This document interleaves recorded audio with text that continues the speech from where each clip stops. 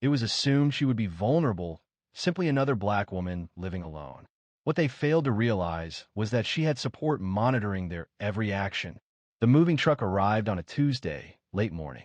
This was a time when most people were at work or running errands. However, in Roseville, California, early retirement and home offices meant that people observed everything. And someone was already observing from across the street before the lift gate even touched the driveway. Rochelle Carrington, age 42, stood beside her black SUV, a clipboard held in her hand, offering the movers hushed directions.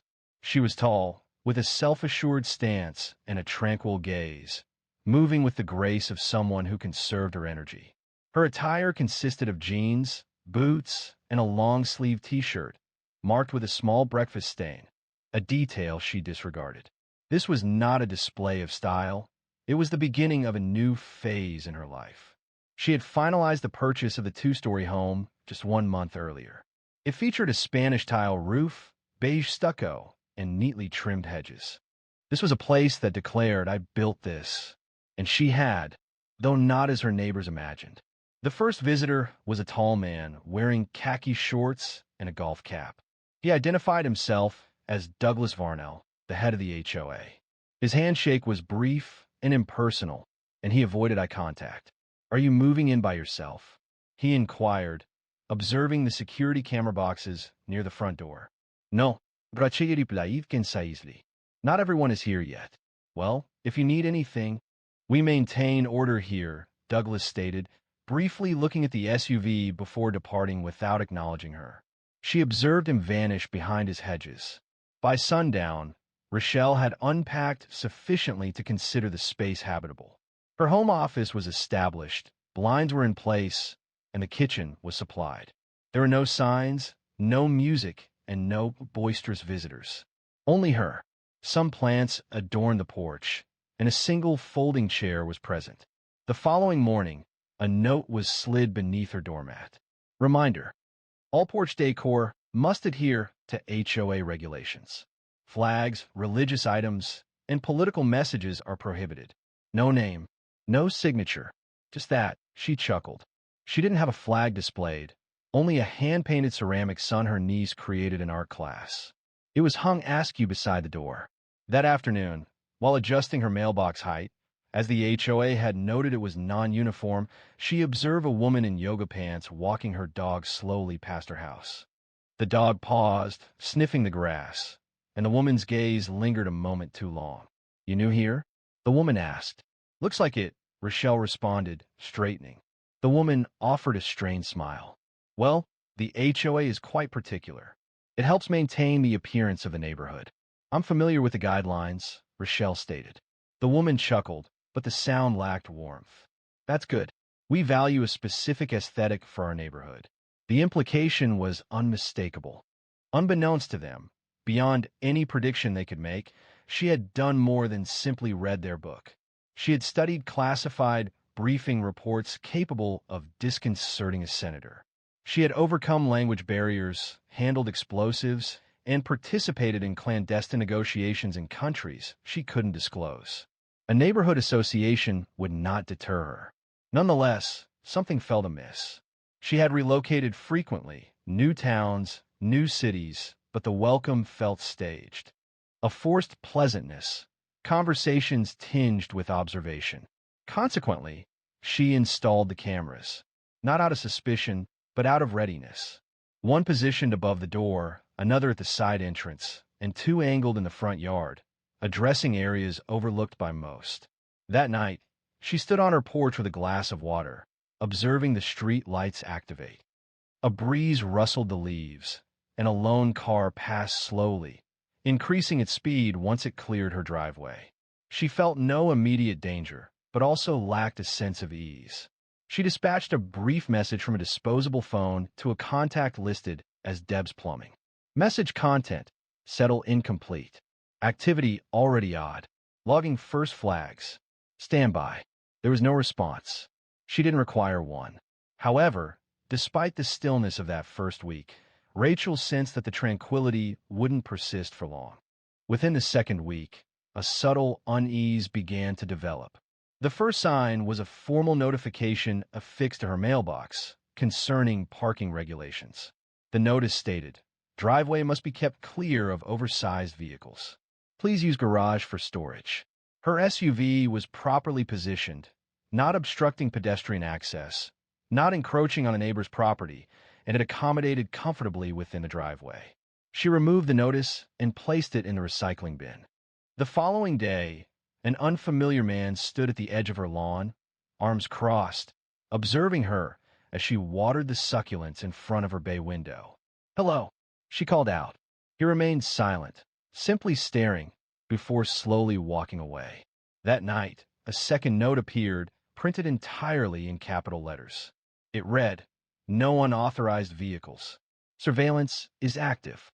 HOA monitors street traffic." Surveillance. The irony caused her to laugh. She reviewed the surrounding area once more. Everything appeared normal, with the exception of a mounting feeling that someone, or multiple individuals, disapproved of her presence. Several days passed, and then the police arrived. It was shortly after 6 p.m. golden sunlight illuminating the porch. A patrol car stopped and parked directly in front of her home. Two officers, courteous but formal, approached. "Ma'am, we received a call regarding a disturbance," one of them stated. "Reports of loud arguing." She blinked. "I reside alone. Are there any visitors this evening?" "No. You are welcome to verify." They did not enter, but they recorded a few observations and then departed. 15 minutes elapsed before she observed Douglas Varnell once more. Identical khaki shorts, same gait. He did not approach the door this time, merely stood close to his mailbox, engaged in conversation with a woman in yoga pants. Both glanced towards her. Rachel opened her front door and stepped outside, signaling that she was aware of their presence. Douglas nodded once. "Just checking to ensure everything is all right over there," he called out. "I'm all right," she responded. "Good, the police visit when things don't conform to the regulations. Noise complaints, misuse of property.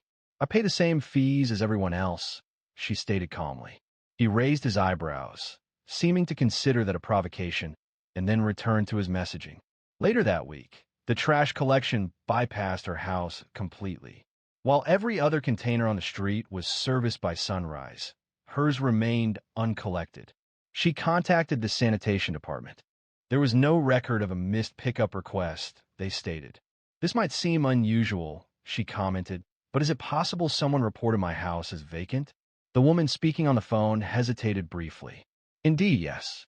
That's what appears in the notes." Rachel took a slow, deliberate breath. "I reside here. We will resolve this." She ended the call and returned to her porch, holding her phone, the camera light blinking gently above. That evening, her back fence gate was discovered slightly open. Not fully, but enough to indicate someone had attempted to open it. The lock still engaged when she tested it, but the chain showed a new abrasion, as if it had been pulled. This was sufficient for her. She accessed the encrypted tablet she kept in a locked drawer in her home office and started a low-level alert. Possible harassment escalation. Passive monitoring began. Authorization to activate detail. Moments later, a reply. Authorization approved. Detail shifting from secondary to active. Karina Bell had lived 2 doors down for years. She was a retired postal worker who enjoyed begonias and frequently discussed her knees, seemingly avoiding conversations about politics. However, the residents of Briar Hollow Court were unaware that Karina had previously worked in logistics within international security, a confidential role originating from Langley many years prior. She was indebted to Rachel, a significant debt. That favor had now been requested. The following morning, Karina arrived at Rachel's door, presenting a basket of muffins and a quiet smile. She mentioned she thought you might appreciate some company, Rachel said. Rachel agreed and moved out of the way. "I'm assuming you're not simply visiting?" Karina asked, drawing closer. "I'm already diverting 2 drones away from your land. The homeowners association isn't your sole concern." Before Rachel could inquire about her meaning, a knock sounded at the door. And this time, it wasn't Karina with baked goods. It was 4:42 p.m. when they arrived, not in a squad car, not in a designated homeowners association vehicle. A silver sedan, notable for a cracked front headlight and excessively tinted windows, pulled up. Two men exited the vehicle. They wore khaki pants and tucked-in polo shirts, each with laminated badges attached to their belts, badges that appeared cheaply made. One held a clipboard. The other feigned taking photographs of her yard with a phone. Rachel recognized this pattern. She had witnessed similar encounters previously, not in the suburbs, but in Havana, in Berlin, and in Port-au-Prince. The imposter, the bullying tactic, the unauthorized figure who falters when challenged. She unlocked her door before they even reached it. Karina remained inside, seated peacefully on the living room couch, enjoying tea as if it were a typical Wednesday. "You must be Miss Carrington, the one with the clipboard," she stated, her tone dripping with false sweetness and a sense of superiority. "We're with the Briar Hollow HOA Enforcement Committee. We have a few items to discuss with you." Rachel rested against the doorframe. "Your badges are not scanning. You are not listed in the directory, and the HOA does not conduct in-person visits without a 72-hour notice." The man blinked, surprised she didn't react. "Ma'am," he said, adjusting his tone, "your porch has items that are not permitted, and we're receiving multiple complaints regarding frequent visitors." "Is that against the rules?" she asked, remaining still. The second man advanced. "We require you to step outside. We want to review the violations with you." "No, thank you." The first man's smile disappeared. "We're simply attempting to assist you in preventing fines. This situation could worsen." "I find that unlikely." They shared a glance. Then the expression changed. Without speaking, they moved quickly. One attempted to grasp her arm. The other reached for the screen door. Karina reacted before they made contact. "Back away," she stated firmly, moving with a skill unexpected of a retiree. Her phone was already in her hand, her thumb activating a sequence other than calling 911. "Who the hell are you?" one of the men demanded. "Back up," Karina said. The man pulled the door open forcefully. Rachel remained still. She didn't cry out. She didn't retaliate.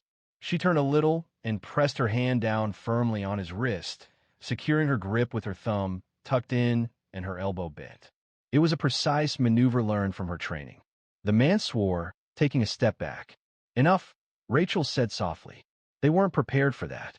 The second man recovered quickly. He moved forward again, but the sound of tires on gravel caused all three to stop. Two dark SUVs entered the street. There were no sirens, no lights, and no identifying markings, only a calm, consistent approach. The men glanced back, attempting to assess the situation. "You can run," Rachel stated, "but it will be more difficult."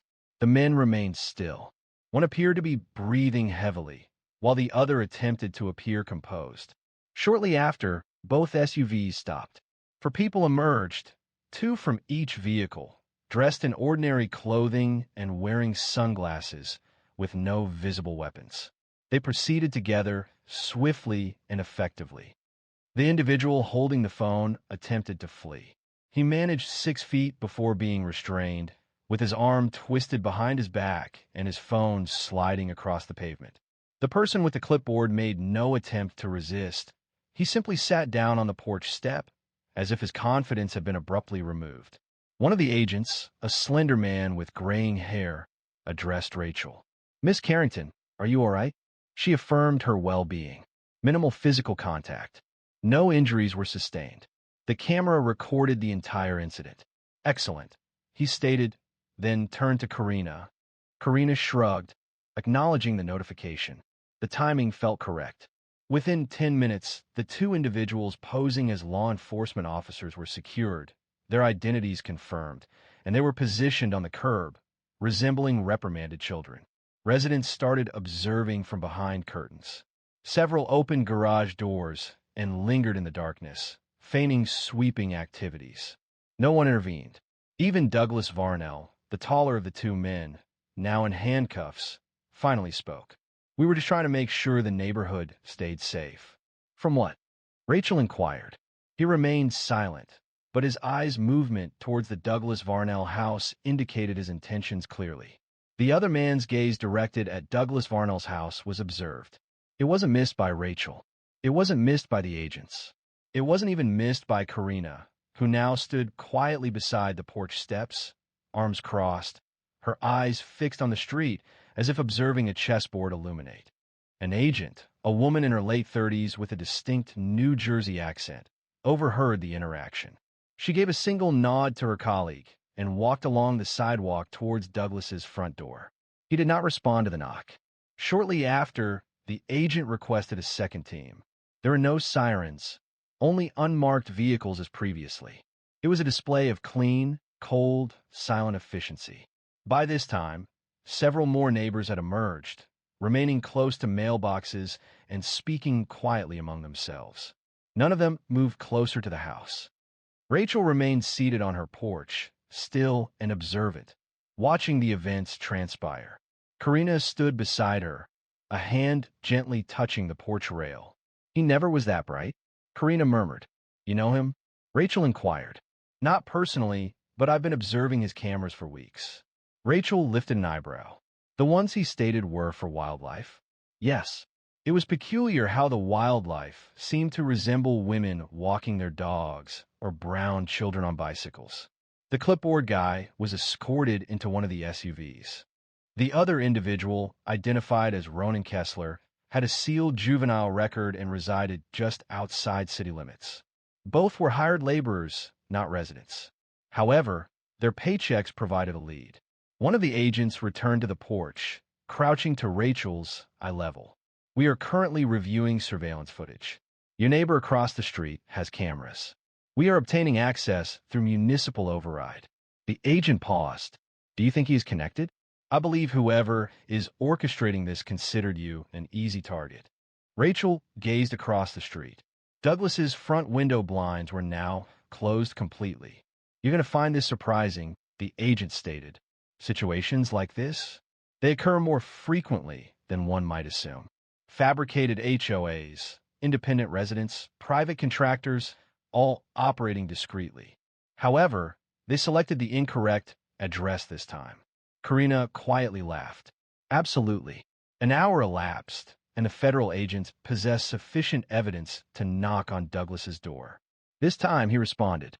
Rachel didn't hear everything that was said, but she observed his expression when he understood this extended beyond a local matter.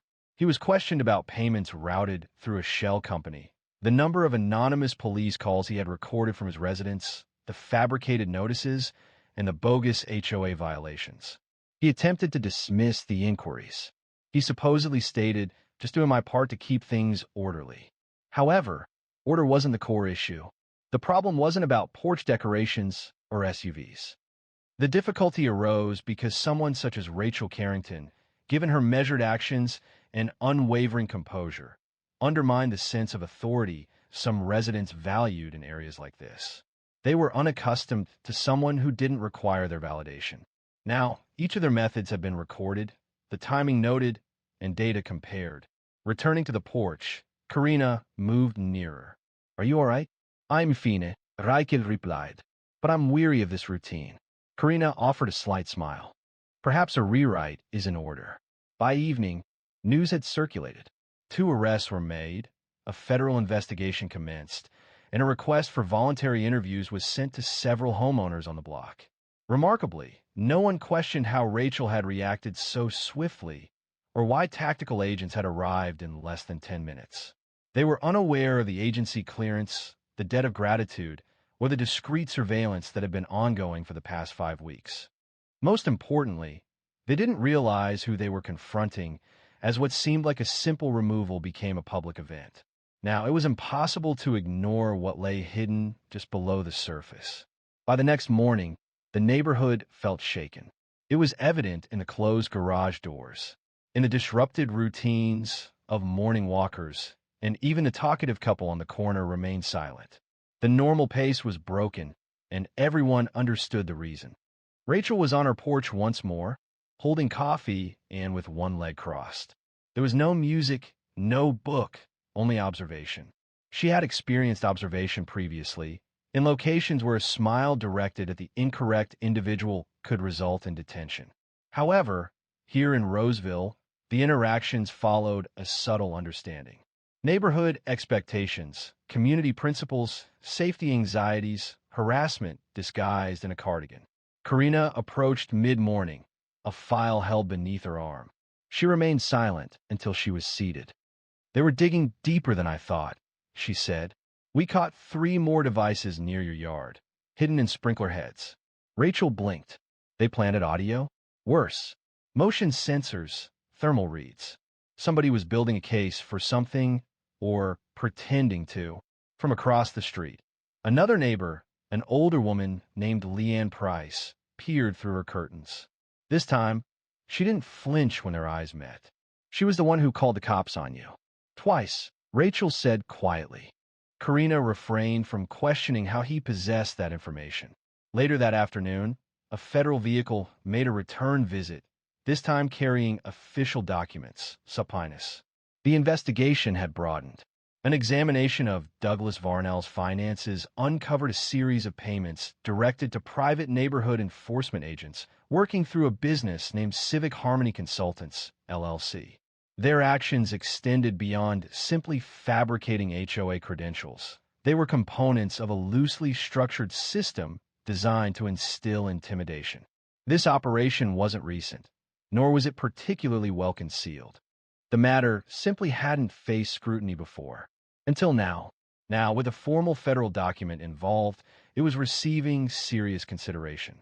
A representative from the HOA board arrived later that day, appearing distressed.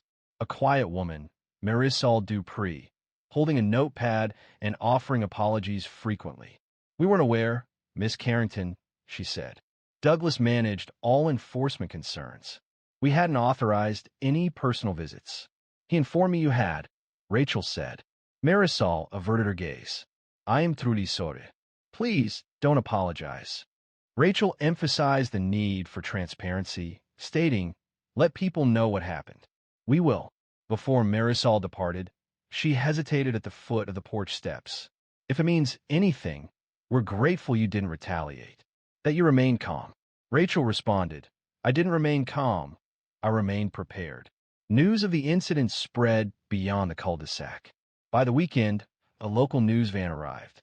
The reporter did not make contact, simply filming discreetly from a distance until federal agents requested they depart.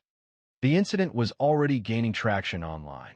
A recording from a neighbor's Ring camera captured a portion of the confrontation, including the fake HOA badge, the shouting, and the takedown. When the clip appeared on social media, it ignited widespread anger. This wasn't solely due to what occurred with Rachel, but also because the situation resonated with many. Messages flooded in from across the country. One person shared, "This happened to my dad in Austin." Another recounted a similar experience in Phoenix, noting that the police sided with the HOA. The pattern of individuals wielding rules as a tool, it's a genuine problem. The streets of Roseville became a subject of discussion, not due to their well-maintained lawns or excellent school ratings, but because of what occurs when private power believes it can operate without accountability. Later that night, Karina brought over 2 glasses of wine. The sun had set. The porch light hummed gently above them. You thinking about moving? She asked. No, Rachel said. Not yet. Karina nodded. Good, because it's different now. They know someone's observing from a distance, but the significant change wasn't among the neighbors. The realization dawned on Rachel. She understood how silence allowed them to operate and how a carefully chosen reply could effectively halt that activity. 2 days elapsed before a discreet meeting occurred at an unremarkable building close to the Sacramento Municipal Complex. There was no media coverage, no sensational announcements. Simply a table, 4 chairs, and 3 individuals who possessed a true understanding of how things functioned. Rachel was positioned at the far end, wearing all black and with a manila folder placed before her. Directly facing her was Agent Colin Braddock, the lead investigator for the now-active federal inquiry into Civic Harmony Consultants. A DHS cybersecurity representative sat to his left, their expression unreadable. Karina was positioned on Rachel's right, maintaining her usual composure. What you're dealing with, Braddock began, extends beyond this HOA, or even this neighborhood. The group you identified? They have been operating in clusters across several western states. Rachel acknowledged this with a nod. They exploit delayed accountability, focusing on local homeowners associations, retirement communities, and gated suburbs. Braddock indicated a tablet. They create a facade of authority, use regulations as weapons, and target individuals who don't conform, typically those with out-of-state license plates or who appear different, particularly if they move in without drawing attention. They went beyond establishing a false authority, Karina stated. They were collecting information. The DHS representative looked up. Your residence had passive thermal tags. That is not homeowners association technology. It's surplus military-grade equipment. Braddock leaned forward. Here's the part you're likely to find concerning. He indicated a flag communication from 6 months ago. One of our side channels detected it, but it wasn't initially prioritized. He slid the document across the table, a printout of an encrypted email chain with the subject line, New resident, confirmed background, CIA link. Rachel read it silently. Someone was investigating me before I even closed escrow. We believe so, Braddock stated. While they weren't entirely sure of your identity, their discomfort was evident, and the harassment began swiftly. It was a probing of limits. And if I had strongly opposed it, she mentioned they would portray me as the instigator. He confirmed this. It's a recognizable sequence. They instigate reactions, then amplify the pressure. They deliberately accumulate records to suggest instability. Karina added, they've underestimated this individual. Braddock offered a knowing smile. That's the consensus we've been receiving. This extended beyond individual grievances it always had. The situation Rachel encountered wasn't a simple dispute between neighbors. It was interwoven within a broader structure that relied on unspoken agreements. Following the meeting, as they headed to the car, Karina questioned the outcome. Do you believe this will hold now? With the charges and the exposure? Rachel responded, they'll suppress some of it, shielding the homeowners. Details will be concealed. But someone is observing now. It's no longer hidden. That evening, back at home, she retrieved a long untouched, dusty photo album from her bedroom closet. The album contained pictures from past projects, some with unclear faces, and others cut from international newspapers. Among them was a faded photograph of her mother standing in front of their house in Paterson, New Jersey, during the time a neighbor attempted to initiate eviction proceedings due to a zoning issue. She had resisted, steadfastly, and ultimately prevailed. That determination persisted. As dusk settled, Rachel stepped onto her porch once more. This time, she wasn't alone. Several neighbors, those who had previously avoided her, were walking dogs, watering plants, and acting as if they didn't notice her. A man across the street offered a small wave. She made no response. Not yet. She settled, crossed her arms, and gazed out at the cul-de-sac she now perceived distinctly. Not as a haven, but as a reflection. I used to think I could simply buy peace, she said aloud. Karina, having returned, responded while looking at her phone. You still can. It simply costs more than many anticipate. They remained in silence for a considerable time. Within the building, the cameras continued to record events. This wasn't due to an expectation of further incidents, but because detailed records were now essential for safety. Although the immediate danger seemed to have subsided, Rachel understood that the situation wasn't resolved. True success wasn't achieved through a single apprehension or a single exposure. It was about refusing to allow herself to diminish. A week later, the neighborhood had resumed its familiar routine. Lawn services were operating again, and children were riding their bikes. However, a palpable sense of caution lingered, particularly near the Carrington house. Some people offered waves, others deliberately avoided looking. A few seemed to desire an apology, but lacked the words to express it. Rachel didn't wait for them to decide what to do. Each morning, she worked from her home office. Her evenings were spent tending to the garden, which she had neglected since moving to Meadow Creek. She began walking around the neighborhood again, not out of obligation, but because she was able. Influence wasn't solely about defense. It was about existing openly without needing authorization. Karina arrived one evening, carrying a folded lawn chair and a chilled bottle of mineral water. I thought I'd keep you company, she said. They sat quietly for a while, observing the sky transform into a gentle orange hue. "I've been thinking," Karina stated. "Why do you think they were so bold? I mean, they didn't know who you were. But still, they didn't need to know." Rachel responded. "They just assumed I wouldn't fight back." Karina nodded. "Because most people don't. Because most people can't." They paused, letting the observation linger. It was an accurate assessment. Not everyone has a federal contact on speed dial. Not everyone has decades of tactical training. Not everyone has a Corina 2 doors down. And that's the point. The situation in Roseville extended beyond mere bias or intimidation. It involved a framework that facilitated individuals acting as gatekeepers, cloaking themselves in manufactured authority, fabricated concern, and deceptive neighborly gestures. They had established a functioning system. This system persisted until someone disrupted the established pattern. Afterward that evening, Rachel composed a letter at her desk. The letter was not addressed to the HOA, nor to her neighbors, but to a young woman she had yet to meet, someone who would eventually confront a similar circumstance. She wrote, "Don't wait for permission to have space. Claim it, subtly if possible, forcefully if necessary. Expect resistance. But remember, they consistently underestimate what they don't comprehend. Retain records, maintain composure, and most importantly, remain present, even when they desire your absence." She folded the paper, placed it within a journal, and slid it onto a shelf beside her badge. Not an award, not a recollection, a prompt, because this extended beyond a porch or a fence or a neighborhood rulebook. The narrative explored the lengths individuals would take to safeguard their perceived reality, and how swiftly that perception crumbled when someone asserted themselves and resisted conformity. The following Sunday, a community announcement circulated detailing a town hall meeting intended to rebuild faith and openness regarding neighborhood regulations. Douglas Varnell's name was discreetly eliminated from all HOA documentation. There was no formal justification provided.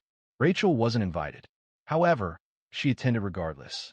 She positioned herself in the back row, remained silent, and simply listened, not to the spoken words. Regarding the atmosphere, however, the hesitant coughs, the measured language, the alteration in stance upon noticing her presence. Later, as she departed, Leanne Price approached her. "I wasn't aware the situation escalated to that degree," she remarked, adjusting her handbag strap. "We simply sensed something was amiss." "What was amiss?" Rachel inquired. Leanne paused. "I suppose I hadn't anticipated you would be so ready. I didn't anticipate needing to be." They remained there briefly. Then Leanne gave a short nod and walked off. This wasn't reconciliation, but it signaled the beginning of a reckoning. That night, Rachel posted a single sentence on her infrequently used social media account.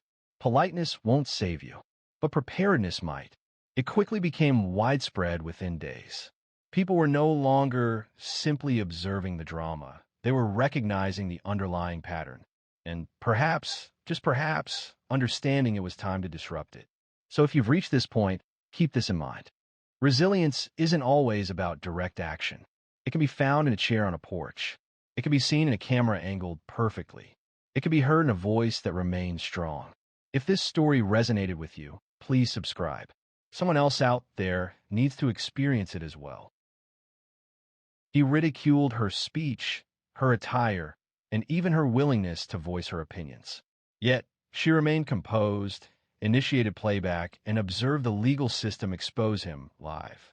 Danielle Riggins, having experienced much in her 42 years, recognized inconsistencies. The citation affixed to her windshield near the community center in Macon, Georgia, wasn't simply irritating, it felt targeted. She studied it briefly, peering at the listed offense. A citation for failing to yield in a pedestrian zone was received. However, she was not in the vehicle at the time of the alleged violation. Her Honda had been parked legally in front of the building while she was inside, leading a workshop for at-risk teens. She sighed, placing the paper into her bag. Danielle dedicates long hours as a youth counselor, providing assistance to kids who'd experienced hardship and lack sufficient support. Her financial status is modest. She is far from wealthy. Her profession consumed her, and with raising her teenage daughter and guiding children who resembled her younger self, her time was scarce. A penalty like this was more than just disappointing, it significantly impacted her schedule. However, it wasn't primarily about the financial burden. It was about the underlying issue of fairness. The subsequent evening, she sat at the kitchen table with a cup of mint tea and the citation before her. Her daughter, Aaliyah, was completing homework in the vicinity. "You're really going to fight it?" Aaliyah inquired, looking up from her textbook. Danielle chuckled quietly. "Yes, I'm weary of allowing things to pass." Aaliyah reclined. "Do you believe they will truly hear you?" Danielle paused, not responding immediately. She simply gazed out the window for a moment before replying, "I don't require them to listen. I need to be present and proceed according to my conditions." The following Monday, she contacted the municipal courthouse, requested a half-day away from work, and highlighted her court date in red pen on the calendar. She chose a simple outfit for the hearing: dark jeans, a light blouse, and flats. No blazer, no makeup, just her natural appearance. The woman she saw in the mirror appeared weary, but also resolute.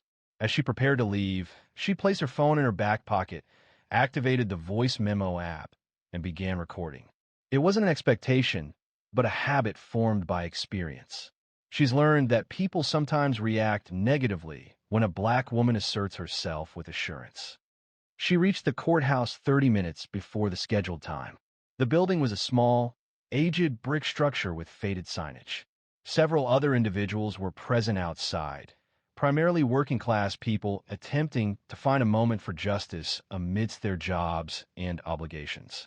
Inside, the clerk called names with minimal acknowledgement. Danielle remained still, her hands resting in her lap, awaiting her turn. The courtroom felt chilly. It wasn't until she heard her name, Danielle Riggins, case 407B, that her heart began to race. She proceeded to the defendant's table, her heart steady but alert, mirroring the advice she's given to the children in her youth programs.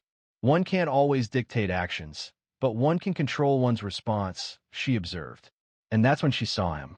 Judge Gregory Lannister. Late 50s, silver hair neatly combed back, reading glasses perched low on his nose. His reputation was well known. Some described him as firm, while others labeled him arrogant.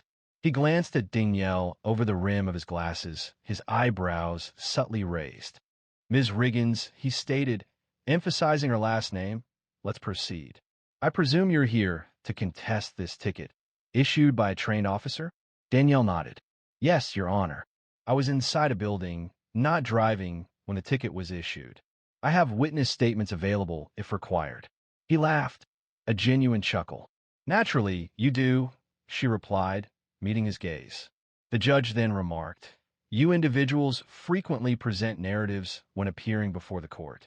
Always the victim. Never your fault. Let me guess. You didn't even see the officer writing it, right?" Her jaw tightened slightly. This wasn't simply skepticism. It was a more pointed feeling, and everyone in that courtroom could sense it. But Danielle remained composed, even as the atmosphere shifted. She recognized this was merely the start. Danielle did not react. She had encountered harsher remarks, both in delivery and purpose. However, hearing it from a judge in a courtroom populated by strangers carried a distinct discomfort. A heavy silence filled the room. People avoided reaction, though several eyes moved between her and the bench. Even the bailiff appeared uneasy. "Your Honor," Danielle stated, maintaining a calm voice, "I have proof I was inside. A sign-in log from the youth center. It displays my name and timestamp." Judge Lannister reclined in his chair and smirked. "You believe a log anyone can write improves anything? That's cute." A few quiet gasps arose from the back. Danielle noticed them. She also heard her heartbeat in her ears. But she remained focused. She wasn't present to be liked. She was present because she understood what was correct. "I'm simply requesting the citation be reviewed in light of the facts," she replied. "Oh, the facts," he mocked. "Well, let me tell you the facts. I've been doing this for over 20 years. I've seen all the angles. You people always want the rules bent when they don't go your way." The words landed like slaps. Not just the content. the way he said them. He treated her as if she were a child occupying his valuable time. Danielle remained silent. A response wasn't necessary. He examined her citation once more, leafing through several pages. "What is this?" he inquired. "You didn't even secure legal representation?" "No," she replied, her voice calm. "I am capable of representing myself." A brief, sharp laugh escaped him. "Naturally," he said, turning to the clerk. "Next time, we'll mandate representation. Perhaps that will eliminate the theatrics." A woman seated towards the back, middle-aged and white, holding a traffic ticket herself, noticed Danielle. She appeared stunned and visibly uncomfortable, quickly averting her gaze when Danielle's eyes met hers. Danielle paused, composing herself. She hadn't intended to confront authority, yet she wouldn't allow her dignity to be disrespected. "Your Honor," she began, carefully selecting each word, "I'd like the court reporter to read back your comments." The effect of this request was palpable, noticeably shifting the atmosphere in the room. Judge Lannister blinked. "Please repeat the last few remarks for the record." The court reporter, a young man named Vince, shifted in his chair. "Mr. Tiller," the judge snapped, "we don't have time for this. Just proceed." Danielle remained still. "Then I will replay it myself." She retrieved her phone from her back pocket. Several people in the gallery leaned forward, curious about what was about to happen. "Ms. Riggins," the judge stated, her voice now firm, "recording in a courtroom is a violation." "I recorded myself, not the proceedings," she responded softly. "It's legal in this state, particularly for personal safety." She indicated the screen. Her own voice played back, quiet and steady. Then his voice followed. Every word was audible. "You people always come in here with stories. That's cute." The statement reverberated in the room, seemingly as if the ceiling had split open. Judge Lannister's expression changed, initially showing confusion, then irritation, and finally something akin to fear. He leaned forward. "That recording is out of order," he stated. "No, sir," Danielle said quietly. "What you said was out of order." A low whistle escaped someone in the gallery, quickly stifled by a hand covering their mouth. The bailiff moved forward but refrained from touching her. He remained silent, positioned between the two, uncertain of his next action. Danielle returned the phone to her pocket. She didn't smile. She didn't appear smug, but she looked directly at the judge and didn't blink once. He lifted his gavel but didn't strike it. His eyes moved towards the court clerk, then to the bailiff. For a fleeting moment, he seemed to lose command of the room. However, the significant change didn't occur until the recess was called. That's when activity began behind the scenes. The judge announced a 15-minute recess, and the courtroom began to clear. Danielle rose, murmured, extended her limbs. Danielle remained seated. She wasn't finished. Her hands were still, fingers softly intertwined. She showed no tremor. Her composure wasn't rooted in fear. It was a calculated approach. She's worked with numerous children who were disadvantaged by systems that fail to hear them. She consistently advised them to record everything. Even quietude can serve as proof. Now, it was her turn to act on her own counsel. She retrieved her phone once more, this time to initiate a call. Danielle reviewed her contacts and selected one named Ethics Board Local, a number she had saved years earlier following a school board hearing involving one of her students. She hadn't anticipated needing it personally.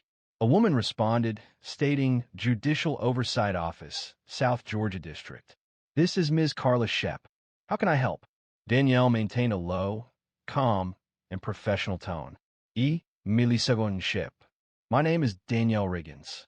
I am presently located at the Macon Municipal Courthouse, Room B.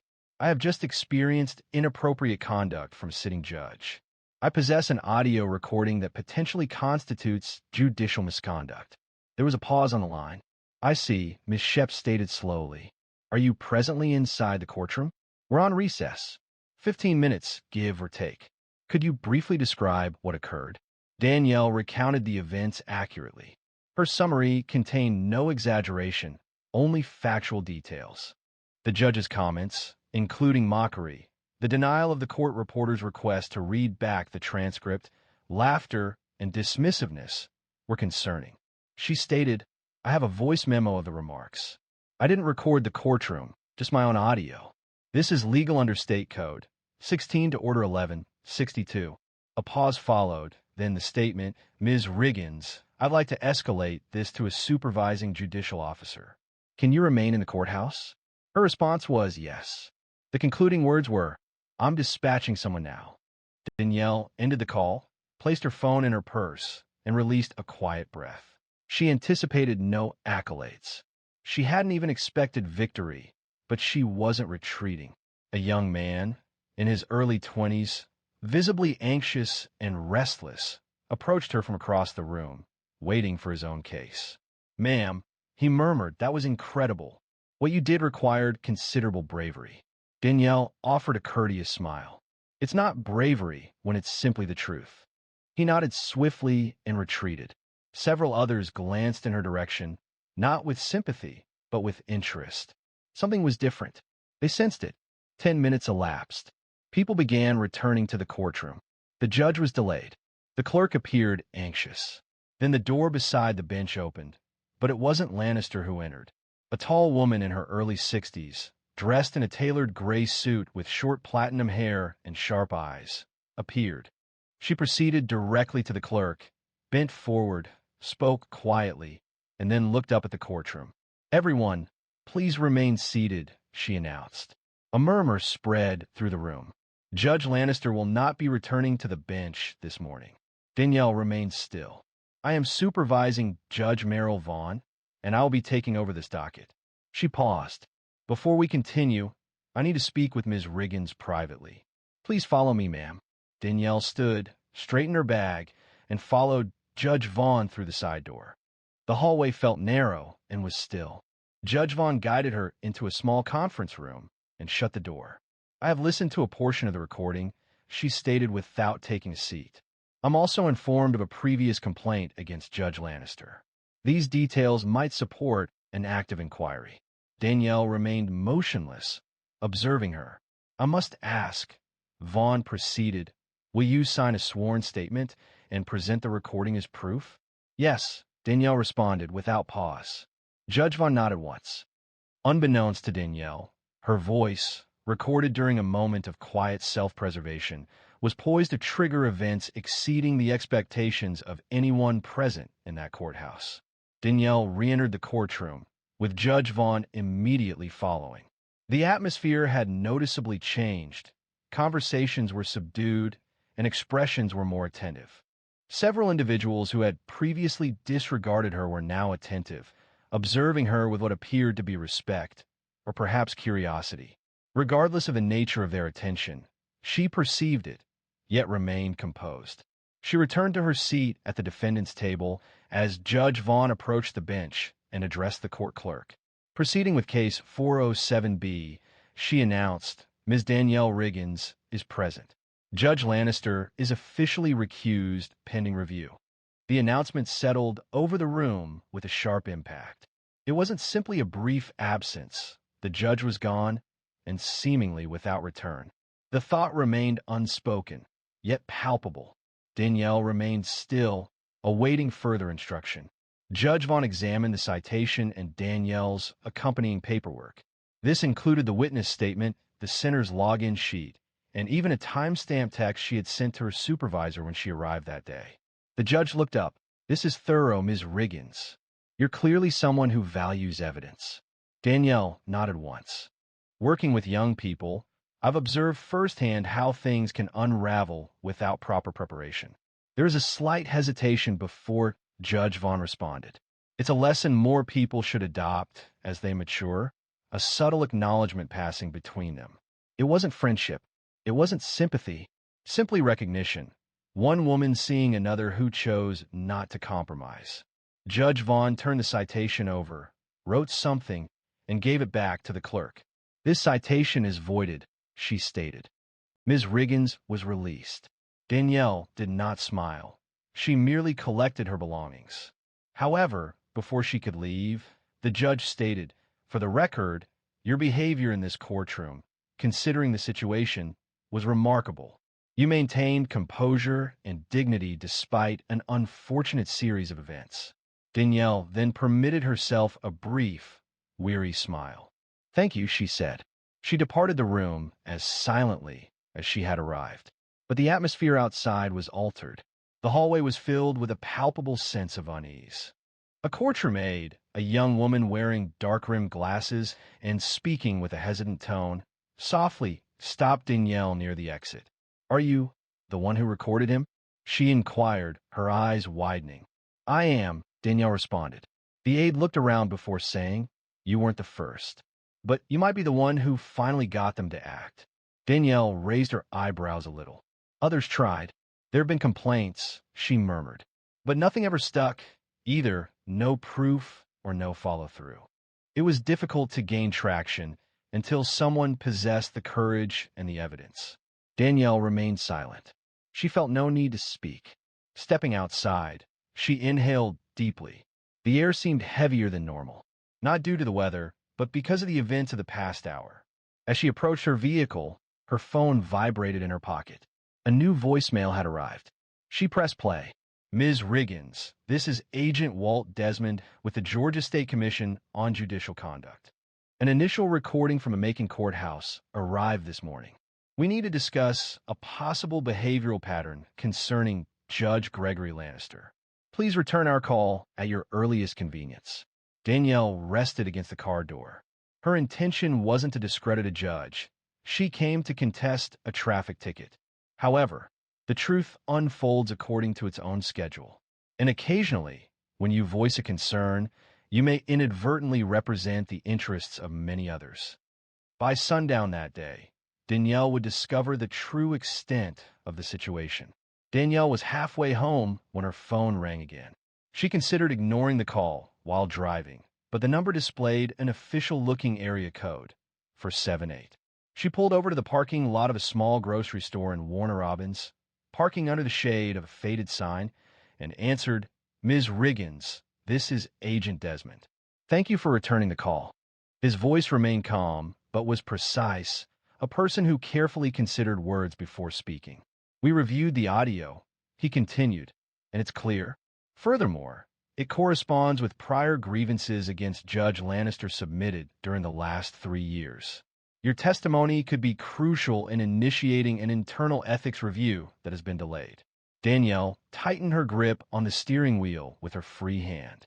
"What are the next steps?" she asked. There was more, Desmond added. "An anonymous tip arrived this morning, shortly after your complaint was released on the internal channel. The tip contained financial records associated with Judge Lannister, including offshore transfers, unauthorized reimbursements, and a concerning pattern of rulings in favor of contractors with ties to a private law firm in Augusta." Danielle paused, visibly surprised. Could this be criminal corruption? Affirmative. And with this development, the situation extends beyond a simple personnel issue. It may involve criminal activity. She didn't respond immediately. Desmond continued, "You've already accomplished a lot. If you are willing, we might require a statement. You wouldn't be obligated to testify unless the investigation becomes more serious, and you would receive legal assistance throughout the process." Danielle breathed out, "I will do what is necessary." "Understood," he replied. "You will be contacted by one of our ethics advisors by end of day." "Thank you, Ms. Riggins. You've made more of a difference than you realize." The call concluded. Danielle remained still in her car for a few minutes, the quiet sound of faraway traffic forming the backdrop. She wasn't certain whether she felt fear or power, perhaps a combination of both. She didn't share with Alia immediately, not due to concealment, but because she needed some time to process it herself. Later that evening, following dinner, as Alia cleaned the dishes, she inquired, "So, how did it go?" Danielle offered a small smile, wiping her hands on a dish towel. "Let's just say I believe the judge won't be processing many more tickets." Alia grinned. "You didn't strike him, did you?" Danielle laughed. "No, darling, but I made my point." The television played the local 6 o'clock news in the background. Danielle wasn't truly paying attention until the anchor delivered news that caught her focus. Breaking. A municipal judge in Macon is currently suspended from their position while an investigation proceeds regarding claims of misconduct. These allegations include discriminatory behavior, and potential ethics violations. Alia accidentally dropped a dish into the sink. Wait, is that him? Is that your judge? Danielle asked, slowly sitting down. Looks like it, she replied. The anchor reported that sources verified the investigation began following a complaint filed earlier today by a local resident, an action that has now initiated an internal review of the judge's prior decisions. Financial documents, sent anonymously to the State Oversight Commission, seem to indicate connections between the judge and several private developers who have received advantages from his rulings. Alia looked at the screen, then at her mother, asking, "You really did that?" Danielle looked at her. "I didn't do all that. I just said something. The rest have been waiting to come out." Alia's face softened. "I'm proud of you, Mama." Danielle touched her daughter's cheek gently. "It's not always about being loud. Sometimes it's just about refusing to stay quiet." Her phone buzzed again, this time a text. New voicemail 1 minute long. She hit play. "Ms. Riggins, this is ADA Kendra Malloy from the Bibb County District Attorney's Office. Thank you for providing the recording. Judge Lannister was taken into custody this afternoon for questioning. Currently, the ethics violations are under formal review and criminal charges are being considered. We would appreciate the opportunity to speak further with you if you are available. Please contact me at your convenience." Danielle observed the screen, then looked up. Alia was watching her, eyes wide. "What now?" she asked. Danielle shook her head. "Now, I will call them back." Unbeknownst to her, a significant number of individuals would come forward in the days following, spurred by her resolute stance conveyed through a voice memo and unwavering resolve. Within 48 hours, Danielle's name circulated discreetly among legal offices, community groups, and even local newsrooms, not as a figure of fame, but as an emblem. She had not sought any of this recognition. She continued going to work, continued picking up Alia from school, and continued reminding the boys at the youth center to keep their pants up and their heads higher. However, things around her began to change. The first indication arrived the following week when Pastor Reuben Fields, who ran a coalition for court reform in Central Georgia, called her during her lunch break. "You don't know me, Ms. Riggins," he began, "but I've known about you since Tuesday. What you did. It wasn't insignificant." Danielle was in her car outside the community center, with a half-finished sandwich on her lap. "I didn't do it for attention." "I know," he stated. "That's why people are paying attention." He requested her to speak at a future town hall.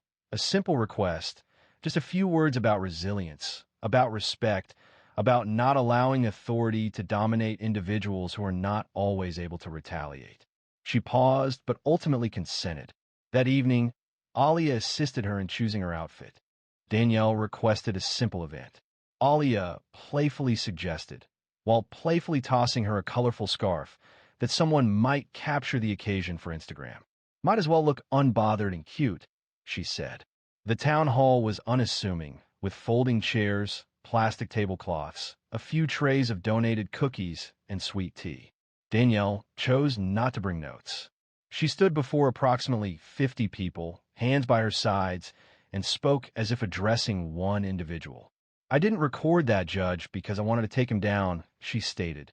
"I acted because I'd witnessed too many deserving individuals disregarded, and I refused to suffer a similar fate," the audience acknowledged with nods. Several individuals dabbed their eyes. As she concluded her statement, the attendees rose to applaud. Subsequently, an older woman, adorned with a wide-brimmed hat and holding a folder, approached her. She identified herself as Geraldine Baker, a retired schoolteacher. "I filed a complaint against that same judge in 2021. She stated, her voice gravelly but clear. "They dismissed it, claiming it lacked merit. Perhaps now someone would listen." Danielle took the folder from her hands. "I'll ensure someone does." In the days that followed, Danielle received more calls. A podcast producer from Birmingham, a law student from Emory who wanted to write her thesis on ethical failures in lower courts, and a public defender in Albany who asked if Danielle would participate in a courtroom training session for junior attorneys. She declined most requests, not because she was indifferent. She simply wished to avoid having her name become a hashtag. Her goal was for the children she worked with to view her as the same woman who had taught them resume writing and guided them through difficult conversations with their parents. However, she agreed to certain requests, particularly when she understood how many individuals needed reassurance that they weren't irrational. Activity at the center increased.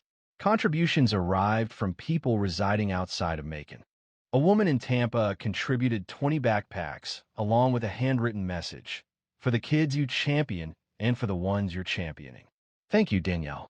Alia seemed to gain confidence, too.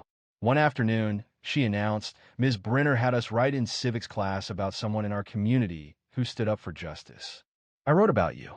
Danielle was surprised, asking, really?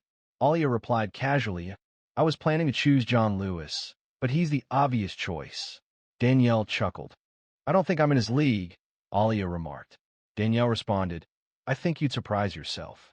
What truly astonished Danielle, however, was the number of individuals who had been waiting quietly and with patience for another person to initiate action. 3 months later, Danielle was seated on the rear steps of the youth center shortly after closing time. The last of the teens had departed for the day, their laughter still resonating softly throughout the parking lot. The Georgia heat lingered, even as the sun descended, casting shadows on the fractured pavement. She took a drink from a water bottle and allowed her body to recover. It had been a demanding day and a demanding few months. She had presented at 4 panels, completed 2 interviews, and received a volume of inbox messages she couldn't manage. The investigation into Judge Lannister had expanded beyond her initial expectations. Following the release of the financial records, additional complaints emerged, not only from Macon, but also from surrounding counties. Rumors circulated suggesting the district attorney could file formal charges. The story had been featured on a national justice blog, and certain advocacy groups were now referencing Danielle's case in their training programs. However, all of that seemed secondary to what she truly prioritized. That day began with her witnessing Quentin, one of her teens, perform his debut spoken word poem at an open mic. He previously avoided eye contact. Now, he stood on stage, telling the audience, when they try to shrink you, that's proof you're already too big to fit their box. No applause was necessary. That single moment justified all the effort. While she was seated, the center's director, Mr. Lou Bailey, came outside. A large man with gentle eyes and a deliberate pace settled beside her with a soft exhale. You know, he began after a moment, most people wouldn't have acted as you did. Danielle kept her gaze forward. It didn't feel like a decision. He nodded thoughtfully. It rarely does when it's the correct action. We've seen staff depart and arrive, but I've never witnessed this place so lively. You provided these children with a unique experience. She allowed the sentiment to resonate. Occasionally, she stated, I believe I simply felt worn out, weary of holding it back. That man seemed to assume he could address me as if I possessed no value, and for a brief moment, I nearly allowed it. However, I then recalled the advice I impart to these children daily. Maintain your posture, make your voice heard, and I understood that I couldn't request that of them if I was unwilling to embody it myself. Mr. Bailey murmured a subdued, and then rose. Are you prepared to secure the premises? Yes. Please allow me a moment. Once he entered the building, Danielle gazed upwards at the sky.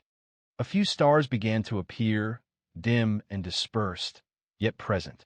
She considered the individuals who had remained silent, perhaps because they believed their opinion wouldn't be impactful, or they feared negative consequences, or they were simply weary. And she understood. She genuinely did. However, someone must initiate action. That doesn't signify superiority. It simply indicates they were frustrated enough to proceed, even when the situation felt unstable. Prior to departing, she retrieved her phone and composed a brief message on her social media page, an account she hadn't accessed in weeks. The message read, if it feels like no one sees you, speak anyway. If it feels like they don't hear you, speak anyway. You never know who's watching. After pausing, waiting for a reason to share, she posted, placed her phone in her bag, and secured the door behind her.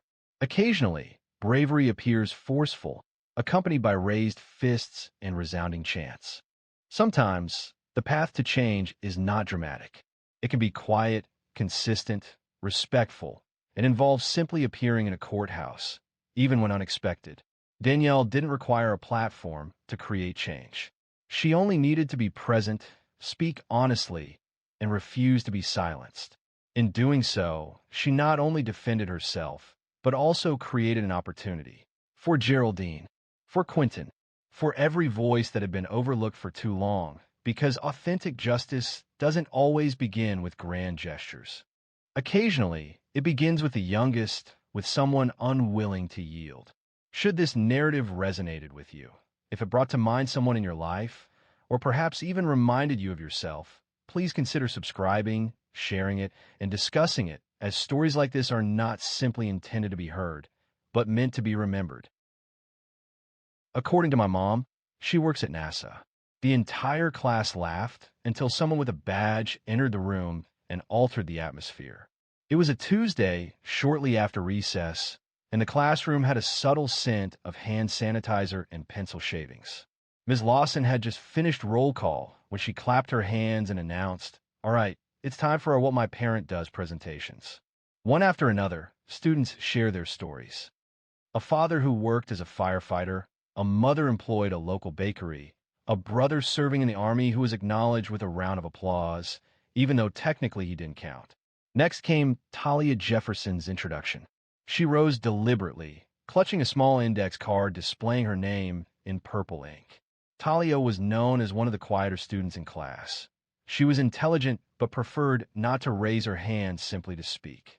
She surveyed the room, making no direct eye contact, and stated distinctly, "My mom works at NASA." A pause followed. Then came quiet chuckles, escalating into laughter, not a sudden outburst, but a wave that grew stronger as confused and amused glances circulated. "Wait, NASA?" Someone called from the rear. "You mean like the space agency?" Another voice whispered, perhaps a little too loudly. Even Ms. Lawson seemed surprised. She didn't laugh. Instead, her eyebrows rose a little, as if she found it difficult to accept. Talia blinked deliberately, remaining silent and still. She didn't shout. She didn't flee. She simply stood, her expression composed, her hands unwavering. "Yes," she confirmed, stating that she works at NASA and is a systems engineer. The word seemed out of place. Ms. Lawson, positioned close to the board, offered a strained smile, signaling a transition to the next item. "Well, thank you, Talia," she said, already looking over her clipboard. Next, it was Owen's turn. Talia resumed her seat, disregarding the laughter and the subtle gestures. Her fingers tightened around the bottom of her shirt. Her expression remained composed, though her cheeks felt flushed. Owen began to discuss his dad's plumbing business, but Talia registered very little of what he said. She was certain they didn't accept her story, not a single one of them, not even the teacher. They found the task unbelievable, but even more so, they doubted the individual presenting it. A girl with deep brown skin, her tight braids secured with a soft pink scrunchie. She carried a hand-me-down backpack with a broken zipper. Her shoes were well worn, and she didn't use elaborate language or speak with great volume. Therefore, when she mentioned NASA, it sounded to them like a fantasy, like a game. During Owen's presentation, a piece of paper was passed to her desk. A boy named Theo leaned towards her and asked if she cleaned the bathrooms or something. Talia remained silent. She didn't cry, not at that moment. As the bell signaled the end of class and students scrambled for their backpacks, she remained seated, her gaze fixed on the classroom door. She had never before wished her mom held a different position, one that was simpler to discuss, one that didn't invite curious glances. Nevertheless, even then, she held onto the conviction that it was important. Her mom had once shared with her that some truths are too profound for limited understanding. One simply allows them to mature. Talia exited that classroom with her head held high, despite a knot in her stomach. She felt no personal shame. Her concern was for those around her. However, she was unaware that the learning experience wasn't complete. This applied to her classmates and to Ms. Lawson as well. The Jefferson house was located close to a peaceful road in Mobile, Alabama.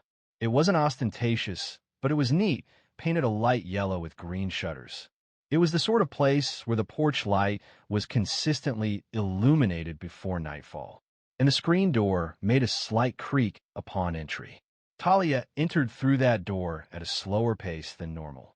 Removing her sneakers, she dropped her backpack close to the staircase and went directly to the kitchen. The aroma of garlic and onions indicated her mom had arrived home earlier than usual. Dr. Renee Jefferson was at the stove, stirring something in a large red pot.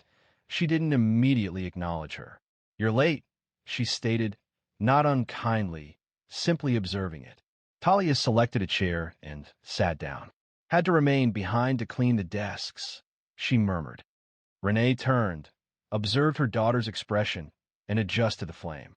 Talia remained silent for a moment. Her hands rested in her lap, nervously playing with the sleeves of her hoodie. She appeared eager to speak, but struggled to begin. "We laughed," Talia said at last. Renee understood immediately who she meant. She drew out the chair opposite her daughter and sat. There were no outbursts, no displays of shock or fear. "Why? I informed them that you were employed at NASA." Renee gave a barely perceptible nod, and they didn't believe you. One kid suggested you might have cleaned the bathrooms. Renee took a shallow breath, a momentary pause to compose herself. "And what was your response?" "You didn't offer one." Ms. Lawson quickly moved on, seemingly avoiding the issue. That action caused Renee's eyebrows to twitch almost imperceptibly, but she maintained a level tone. "Do you think you said something incorrect?" Talia glanced up sharply. "No. Don't accept their lack of understanding as your fault." They laughed. "And that's their responsibility, not yours." A moment of silence followed as the bubbling from the pot filled the space. Outside, a dog barked twice and then stopped. "You know," Renee said, rising to stir the food again, "when I first told people I wanted to work in aerospace, my high school guidance counselor told me to be more realistic. Said I should consider secretarial work." Talia looked up, eyes wide. "That occurred in 1998. I didn't engage in an argument with her. I simply ceased visiting her office." "Did it cause pain?" Renee extinguished the stove and turned to her daughter. "Yes, but also ignited a spark. I wasn't feeling anger towards her. I was resolved not to allow her to dictate who I could be." Talia smiled. Just a little. She appreciated that her mom consistently found a way to speak honestly, but not in a sensationalized way. There was resilience in her composure. "You know, I could attend your class," Renee mentioned casually. "Parent days are this Friday, correct?" Talia blinked. "You do that?" she asked. "I get the day off anyway, and it might be fun." Renee replied, "But what would you wear?" Talia's eyes lit up. Renee grinned. "I was thinking maybe my NASA badge and that black blazer you hate." Talia responded, "Okay, yeah, do that." They both laughed then, a real, from-the-belly kind of laughter. The air in the kitchen felt lighter. Renee served them both bowls of stew and set them on the table. While they ate, she shared stories with Talia about her first job interview and the time she accidentally spilled coffee on a flight simulator keyboard. The stories made Talia giggle, and she no longer felt small. She felt lucky. "Remember," Renee said as they finished, "you don't owe anyone proof. But if the moment comes when you feel like showing them, just know I've got your back." Talia nodded slowly, cheeks full of food and her badge. Renee smirked that too. She wasn't intending to simply make a statement. She aimed to transform the atmosphere of the room. Talia hadn't realized this yet. Friday arrived sooner than Talia anticipated. Throughout the entire week, rumors continued to circulate within the classroom, much like dust in sunlight. Several students attempted apologies through hesitant gestures. One offered her a crushed fruit snack. Another quietly said, "I was just joking." However, the majority behaved as if nothing had occurred. This suited Talia just fine. She hadn't forgotten. As the morning bell signaled the start of the day, the classroom was filled with excited energy. Ms. Lawson had organized the desks in a horseshoe shape, creating space for parents to be seated and present.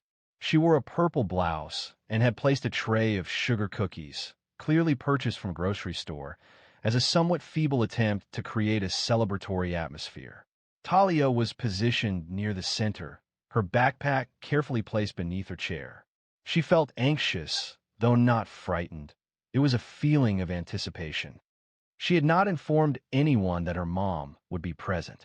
The first parents arrived approximately at 9:15. This included a man wearing a mechanic's uniform, a woman in scrubs, and several moms carrying tote bags and Starbucks cups, who greeted with somewhat overenthusiastic smiles and waves. The presentation commenced, punctuated by applause and gentle laughter. One dad shared a story about repairing a sink that had unexpectedly burst. Another mom recounted her experience of teaching yoga to toddlers. Talia repeatedly looked toward the door. Precisely as Ms. Lawson began introducing the subsequent speaker, the door opened. Dr. Renee Jefferson entered the room. She was wearing the black blazer that Talia found so off-putting, perfectly tailored and crisp. Her NASA Johnson Space Center identification badge hung from a Navy lanyard, paired with black slacks and no jewelry except for a silver watch. Her expression was calm, not smug, not flashy, simply present. The room fell silent instantly. Even the air seemed to still. Ms. Lawson stammered, and Talia stood up, announcing, "This is my mom, Dr. Renee Jefferson." The teacher's eyes widened momentarily before a smile spread across their face. "All right, welcome." They gestured. "Would you like to tell us about your work?" Renee responded with a courteous nod. "Certainly. Good morning, everyone. I'm an aerospace systems engineer at NASA. I work on mission planning, flight systems integration, and operation strategy for our lunar and Mars programs." Several heads turned in the direction of Talia. A few mouths dropped open, and one student quietly whispered, "Whoa." Renee proceeded calmly. Her voice had a measured cadence, clear, smooth, and steady. "A significant portion of my work focuses on designing systems that ensure astronauts can travel safely in space. We examine all aspects, from their respiration to the transmission of data back to Earth." She paused, allowing the statement to sink in. "I'm not here to impress you," she added, observing the room. "I came here because my daughter mentioned she's spoken with you, and some of you expressed doubt about my work."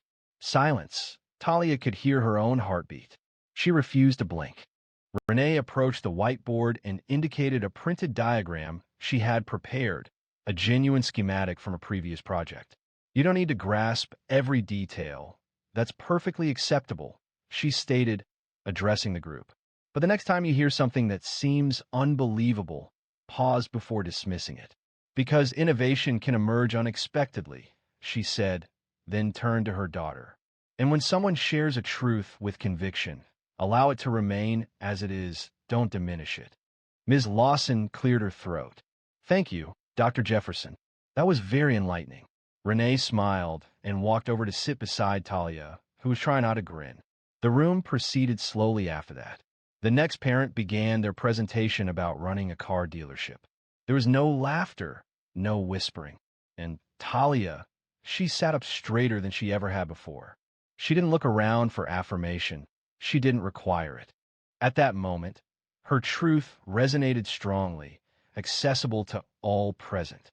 However, many failed to recognize that the woman they had just encountered hadn't always experienced being heard. Her journey to NASA encompassed countless instances mirroring this one. Prior to becoming Dr. Renee Jefferson, she was simply Renee Lewis, a slender teenager with oversized glasses and notebooks filled with diagrams that held no interest for anyone else in her neighborhood. Growing up in Baton Rouge, Louisiana, she lived in a house with a sagging front porch, raised by a mother who worked 2 jobs to pay the bills. From a young age, she preferred machines to makeup. While other girls enjoyed playing jump rope, Renee constructed small devices from discarded fans and obsolete cassette players. Her uncle once described her as odd, but she viewed that as a positive attribute. At 13, she borrowed a book from the public library about space shuttles and devoured it completely in a single night. By 14, she was independently learning fundamental programming concepts. She rarely discussed this at school. She quickly discovered that expressing a desire to work at NASA would often result in ridicule or dismissal. Her educators didn't encourage her. This wasn't due to a lack of intelligence. Renee consistently earned straight A's across all subjects. Instead, they had formed preconceived notions about her future. "You'd be exceptionally organized, One counselor remarked to her, "You'd excel as a receptionist." Upon mentioning her intention to apply to a summer program for young engineers at Georgia Tech, her math teacher expressed surprise. He remarked that it was highly competitive and questioned if she was certain about spending the application fee. Despite this, she submitted her application and was accepted. That summer proved transformative. She found herself among peers who approached problem solving in a similar manner, with notebooks brimming with questions and uninhibited curiosity. She returned with a collection of blueprints and a newfound sense of purpose. College presented its own challenges. At Auburn University, she found herself one of just 3 black women within the entire engineering department. During collaborative assignments, she frequently was asked to record notes rather than work on calculations. Instructors continued to mispronounce her name, even after 3 semesters had passed. Despite these difficulties, she remained steadfast, consistently attending classes. Renee supported herself by working evenings at a diner close to campus and providing tutoring services to high school students on weekends. There were moments when she contemplated abandoning her studies. It wasn't a matter of her inability to manage the workload. The difficulties stemmed from the draining effort of constantly having to demonstrate her place. During one spring, following a successful thermodynamics midterm, she overheard 2 classmates speaking privately behind her. One suggested she must have received assistance, and the other speculated she may have copied from another student. Instead of confronting them, she didn't shed tears. She simply returned home, opened her textbook, and began preparing for the upcoming finals. By the semester's conclusion, she achieved the top rank within her department. It was an unspoken understanding amongst them, but they recognized it. Following graduation, she completed an internship at Lockheed Martin. Subsequently, she submitted an application to NASA, which she considered a long shot. However, her qualifications were undeniable. The acceptance call arrived in March while she was in a laundromat, surrounded by wet towels and with only one dryer operational. Her mother wept on the phone for a full 5 minutes. From there, the substantial effort commenced. The meetings, the designs, the late nights, the subtle glances in conference rooms, the moments where she had to repeat herself 3 times to be heard. But she persisted in voicing her thoughts, because whenever she worked at a console or drafted a fresh concept, she recalled a younger version of herself who only needed one person to believe it was achievable. Now, as she entered her daughter's 5th grade classroom, the badge swaying from her neck, she represented more than just herself. She stood for every girl who had ever been told, "People like you don't do that." However, this wasn't about proving a point anymore. It was about establishing something new in her daughter, a foundation that couldn't be undermined. The following Monday, subtle changes were noticeable, not in a dramatic fashion, but through small shifts. The shift was subtle, something you'd only perceive if you were paying close attention. When Talia entered class, she anticipated no special welcome, and none arrived, but the atmosphere felt different. People didn't visibly react when she spoke. Theo didn't whisper. In fact, he completely avoided looking at her. During recess, 2 girls, Kennedy and Samira, approached her near the jungle gym. They stood nearby, uncomfortably, shifting their weight. "My mom said your mom's speech was really something," Kennedy said, chewing her bottom lip. "She seemed intelligent, genuinely so." "She is," Talia answered promptly. Samira concurred. "I researched NASA after school," she explained. "It's quite interesting." That was their brief exchange. Yet they remained. And for the first time all year, the 3 of them settled on the bench and discussed a topic beyond snack trades or slime videos. Later that day, Ms. Lawson spoke privately with Talia as the class prepared to leave. "I wanted to say something," she began, her voice softer than normal. "Regarding last week," Talia looked up, attentive. "I should have managed that situation differently," Ms. Lawson continued. "I ought to have asked more questions rather than proceeding so quickly. I apologize." Talia wasn't certain how to respond. She rarely encountered adults offering apologies in that manner. She nodded once, deliberately. That was sufficient for the present, though not everyone experienced a change of perspective. Certain children still spoke in hushed tones, but they did so with greater discretion. Some observed her with an expectation of failure, seemingly needing her to falter to reaffirm their own perspectives. One boy, Dean, would quietly say NASA kid whenever she passed, as if attempting to diminish her accomplishments. Talia remained composed. She did not react defensively or retreat. Instead, she continued her efforts. She engaged more frequently in class, volunteering answers even when uncertain of the correctness. Now, even making mistakes didn't intimidate her, not as it once had. One afternoon during group work, she overheard a classmate say, "She thinks she's better than us." Talia looked up calmly and replied, "No, I just know I belong here." No further debate followed. At home, Renee observed the change as well. Talia spoke more at dinner, sharing small details about her day without needing to be prompted repeatedly. And she began drawing again, shifting away from cartoons towards diagrams, similar to those her mother created. Rockets, helmets, star maps, and pencil. One evening, Renee discovered a post-it note affixed to the fridge. It stated, "I'm going to work there too, love, Talia." She left it untouched for 3 days. However, this wasn't solely about demonstrating assurance. A more profound shift had occurred within Talia. It was no longer a matter of disproving anyone. It was about embracing her own authenticity, recognizing truth regardless of criticism.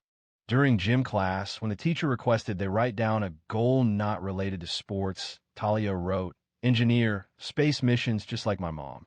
When the teacher announced it, there were no laughs. The class simply listened. However, at home, a different feeling arose. It was a still moment shared between mother and daughter, solidifying all they had experienced. It was Friday night again. A full week had passed since Parent Day, and the house was filled with the aroma of Renee's renowned lemon chicken. Talia sat at the kitchen table, sketching a new design, a rotating satellite with solar panels shaped like flower petals. She worked quietly, pausing occasionally to erase or examine an angle.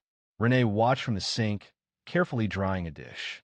The focused way her daughter drew, with her tongue slightly pressed against her upper lip, brought back memories of herself at 12, always constructing something in her mind. "Would you like to take a break?" Renee asked softly. Talia looked up. "Almost finished." Renee smiled, resting against the counter. "You've been working on that for 2 hours." Talia replied, "I know, I just wanted to look right." She completed the final line and showed the paper to her mom.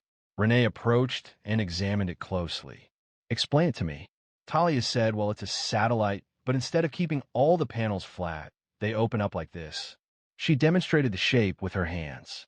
"So it can collect more energy when it turns, depending on the angle of the sun." Renee acknowledged with a nod, clearly impressed. "That's a clever approach. Where did that idea originate?" Talia replied, "I'm not entirely sure. I had been considering sunflowers earlier, observing how they track the sun's movement. The concept simply arose." Renee took a seat next to her, carefully placing the paper on the table. "You know what I appreciate most about that idea?" she inquired. "What?" Renee responded.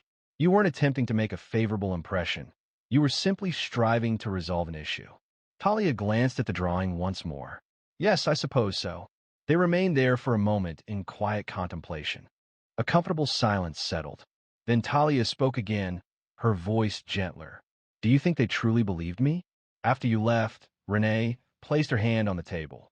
"Some did, some still don't. That's not something you can always manage. So what is the solution? You continue to reappear. That's the challenging aspect. Not a single time, but repeatedly. You articulate the truth, even when it seems as though nobody listens." Talia considered that as you did. Renee offered a gentle smile, similar to the one I still offer. "Was it always this difficult for you?" Renee reclined in the chair, her expression thoughtful. "Sometimes more so, but I stopped expecting it to become simple." Talia regarded her mother, seeing her not only as a parent, but as an individual. Someone who had overcome obstacles she hadn't even been aware of. Someone who possessed quiet strength without needing external validation. "I used to wish you had a conventional job." Renee laughed, something straightforward to describe. Talia observed her mother's reaction, recognizing the discomfort when people inquired. "Now, I find it quite admirable Truly admirable. Renee reached out and gently tucked one of her daughter's braids behind her ear. I'm proud of you, she said. Not because of what you said in class, but because you said it anyway. Talia felt a warmth in her chest. Not just pride, but relief. A weight she hadn't noticed until it started to lift. I didn't think you were going to come that day, she admitted. Renee raised an eyebrow. Why not? She asked. I thought maybe you'd think it wasn't worth it. Renee hesitated. Then she moved nearer, speaking with a resolute and unwavering tone. Anything that impacts your self-perception is always deserving of support. Little needed to be said after that. Talia rose and proceeded to the refrigerator, took a magnet, and attached her artwork directly beside the grocery list. Renee observed her, feeling a sense of quiet contentment. Not every learning experience warranted recognition. Some simply existed, perceptible only to those who had rightfully gained them. There remained one final point to share, not directed at Talia, but for those still discovering what excellence resembles. The following week, during the morning announcements, Ms. Lawson took an unanticipated action. She presented a student submission from the Career Dreams bulletin board and read it aloud to the class. This one is from Talia Jefferson, she announced. She wrote, I want to build machines that will reach places no person has ever reached because someone must discover how to get us there, and I believe I can. There was no laughter this time, only silence. Several students turned to observe her, not with incredulity, but with something approaching respect. Talia sat at her desk, serene and concentrated, sketching miniature gears in the borders of her notebook. She didn't require a glance upward, nor did she need the room to applaud. That wasn't the focus, as this narrative was never centered on recognition. It concerned honesty, about maintaining conviction when others expressed doubt, about the significance of speaking clearly, not noisily. However, the individuals in that classroom had observed something unexpected. A woman with qualifications, certainly. Beyond that, she was a woman with a clear sense of self, someone who didn't require authorization to express herself, and a daughter who witnessed her interspaces devoid of faith and yet infused them with strength. Renee didn't need to speak loudly. She didn't need to detail her achievements. Her presence was sufficient. However, it was Talia who bore the burden of that day. She endured the flames of mockery, remained within them, and emerged stronger. It can be challenging to express self-belief, particularly when facing a lack of external validation. The core message extends beyond the nature of a parent's profession or the perceived grandeur of their role. It centers on the lessons we impart to our children, not through spoken words, but through demonstrable actions.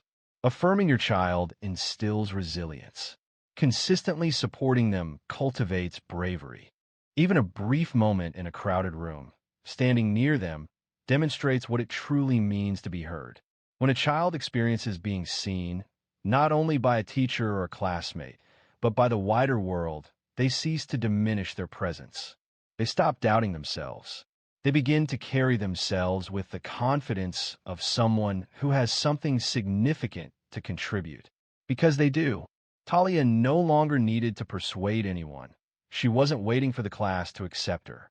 She had already moved forward, now concentrating on what she thought achievable. This is what makes narratives like hers significant. Because for each child who has been ridiculed, overlooked, or interrupted, there's another opportunity awaiting. A moment when the door opens, when the badge is displayed, when silence transforms into respect, and it remains with them. At the conclusion of the school year, when the class created their memory book, a page was designated most likely to. Beneath Talia's photograph, a message read, seemingly with the intention of sending something into space. She reacted with a smile, not due to the coolness of the statement, but because this time it appeared to be genuine.